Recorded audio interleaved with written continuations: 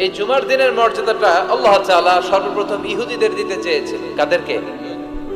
ওরা এটা নেয় নাই। ওরা নিজেদের জন্য শনিবারকে ওদের অ্যাসেম্বলি ডে বানিয়েছে। ওরা বলেছে না, আমরা শনিবারে ইবাদত করব। এই দিনটা আল্লাহ তাআলা নাসারাদেরকে দিতে চেয়েছে, তারাও নেয় নাই।